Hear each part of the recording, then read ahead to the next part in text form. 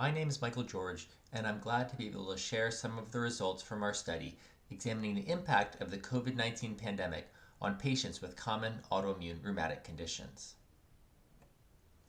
This was a project of the Autoimmune Research Collaborative, which surveyed patients with common autoimmune rheumatic conditions from the Arthritis Power Patient-Powered Research Network and Creaky Joints online patient community, with surveys completed between March 29th and May 26th of 2020. We evaluated COVID-19 concerns, health-related behaviors, and medication interruptions, and we examined differences by urban residents, income, and education. There were 1,517 participants in the study. The most common condition was rheumatoid arthritis, followed by psoriatic arthritis, ankylosing spondylitis, and lupus. Mean age was 55. 88% of the group was female and 90% were Caucasian. 62% were receiving a biologic or JAK inhibitor, and about a quarter were receiving glucocorticoids. This map shows the number of participants in each state, and the shading shows the median level of concern about COVID-19 on a 5-point scale, with 5 representing extreme concern about COVID-19.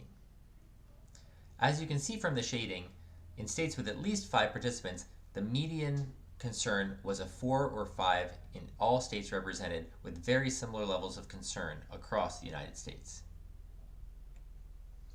We found high rates of disruptions in healthcare for patients, with 57% of patients avoiding a doctor's office visit, 42% avoiding laboratory tests, 36% avoiding other tests such as x-rays, and 30% reporting a telehealth visit even early in the pandemic.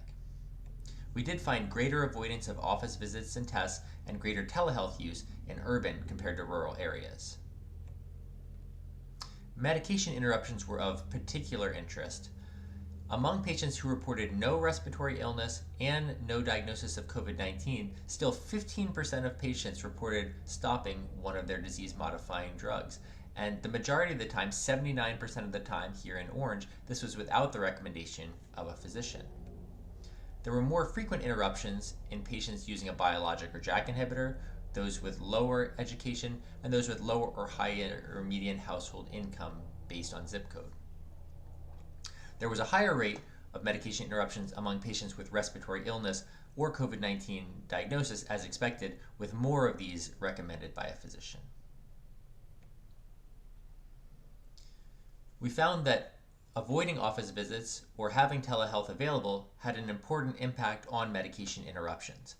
Compared to patients who did not avoid an office visit, those who avoided an office visit were substantially more likely to have stopped one of their medications, 17% compared to 12%.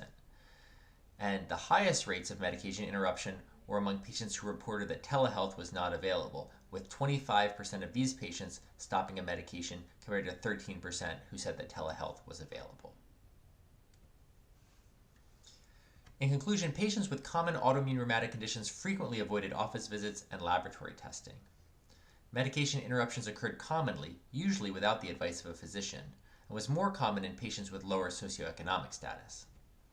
Patients who avoided office visits or did not have access to telehealth were more likely to stop medications. These results show how critical it is to ensure adequate healthcare access with a focus on vulnerable populations throughout this pandemic. The full article is available on the Journal of Rheumatology website, www.jrheum.org.